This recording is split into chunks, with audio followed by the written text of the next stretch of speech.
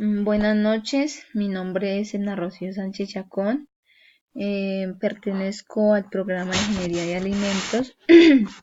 Este video lo realizo con el fin de hacer la sustentación de las temáticas 1, 2 y 3 del curso de Química Orgánica. Para dar inicio,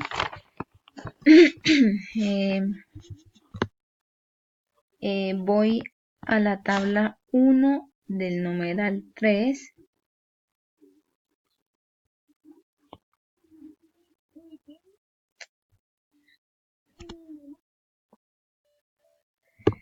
El cual, como podemos ver, tenemos estructuras químicas como grupo funcional, fórmula molecular, estructura química del isómero y nomenclatura del isómero.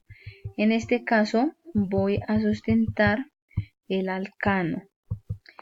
Mi sustentación será con el alcano ramificado. Primero que todo, quería que recordáramos que los alcanos son hidrocarburos, es decir, compuestos formados por carbonos hidrogenados, y los carbonos de estas moléculas tienen enlaces simples entre ellos. Los podemos llamar enlaces simples o sencillos. Para nombrarlos debemos tener en cuenta que su terminación será ano. Ya repasando esos conceptos, también quiero recordar que la estructura química del compuesto que vemos es un alcano. ¿Por qué sabemos que es un alcano? Porque cumple con las normas que ya vimos en la unidad. En este caso específico hablamos del alcano ramificado, ya que lo constituyen 6 átomos de carbono y 13 de hidrógeno. También vemos que la posición 3, ¿por qué decimos que la posición 3? Porque nosotros miramos donde está más cerca el sustituyente. Entonces aquí sería 1, 2, 3, y si empezamos por aquí sería el 1, 2, 3 y el 4. Entonces por eso empezamos por este lado y decimos que está en la posición 3. En esa posición 3 tenemos un sustituyente que es el metil, lo cual nos conlleva a su fórmula molecular C7H16, 7 carbonos, 16 hidrógenos. Para determinar cuántos átomos de carbono tiene una cadena principal y saber identificar la cadena, recordaremos las reglas de nomenclatura, donde nos dice que debemos mirar la cadena carbonada más larga como la cadena principal. Pues en este caso esta sería la cadena principal en el caso del alcano. También recordamos que la cadena por el extremo más cercano, al nombrarlos, nombramos, como acaba de decir, la cadena más cercana sería por este lado, ya que nos da la posición 3. En ese caso, en otro caso, si se nos presentaran varias ramificaciones, se nombrarían en orden alfabético, indicando el número del carbono de la cadena principal a la cual se unen. También nos dice que si se presentan 2 o más ramificaciones, se nombran usando los prefijos. Entonces, por ejemplo, si son 2 sería di, si son 3 serían tri, y así sucesivamente. Con respecto a la estructura química del isómero, y según las reglas que ya repasamos, como tenemos 7 carbonos y 16 hidrógenos, entonces nos damos cuenta que su nomenclatura sería 2, porque está en la posición 2, metil, porque aquí tenemos un metil, hexano, porque tenemos 6 carbonos, 1, 2, 3, 4, 5 y 6. Entonces por eso lo nombramos como 2-metilhexano. Lo hubiéramos podido dar aquí la estructura del isómero, la estructura química del isómero de esta forma, o también la hubiéramos podido dar de forma lineal, o sea, con los 7 carbonos acá, o con el metil, el sustituyente acá, o con la estructura química lineal, por ejemplo, hasta acá, y el otro carbono acá y este acá también. Hay varias formas. Eso con respecto a la tabla 1 del numeral 3. En la tabla 2 del numeral 4, entonces aquí evidenciamos que tenemos esta estructura química. En esta estructura química, para obtener esta estructura química como producto, tenemos varias reacciones involucradas. En ellas está el benceno como reactivo con el ácido nítrico, que es este HNO3, y el ácido sulfídrico, que es este H2SO4. Esa reacción nos produce un nitrobenceno. El benceno, para formar el compuesto mostrado, experimenta dos reacciones.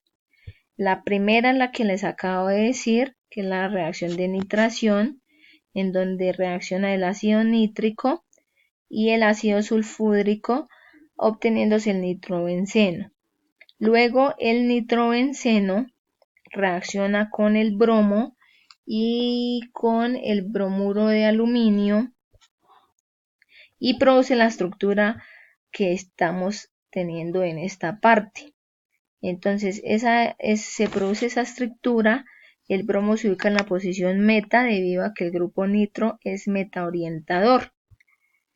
En esta estructura química identificamos dos reacciones, la de nitración y la de bromación.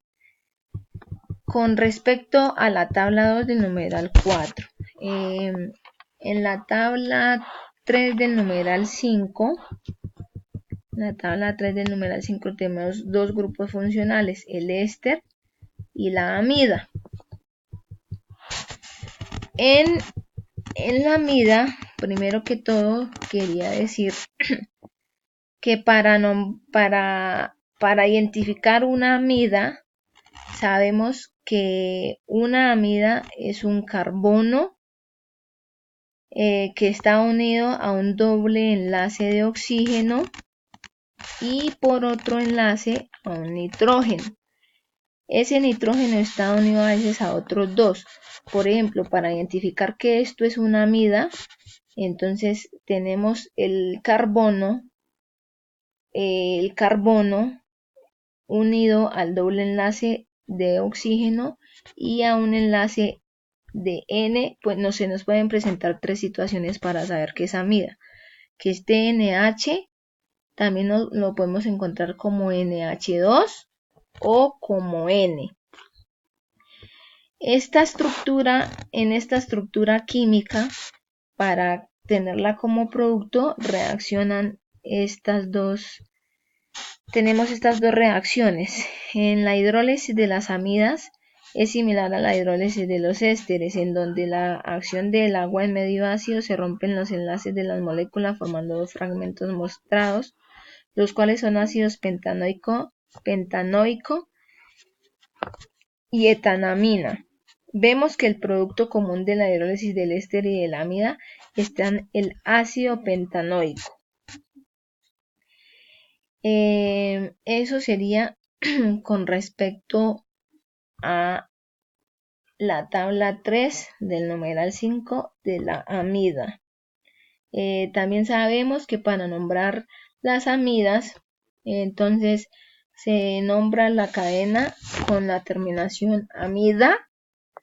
Si en este caso, en el caso de que estuviera un sustituyente en la N, entonces el nombre sería poner N, su nombre de sustituyente, el nombre de la cadena y terminado en amida. Si se nos presentara una situación de una amida que vaya en ciclos, entonces para nombrarlo tenemos que poner el nombre del ciclo terminado de la palabra carboxamida, en el caso de que fueran ciclos. Y por último, tenemos el desarrollo del ejercicio 2 de la ruta sintética.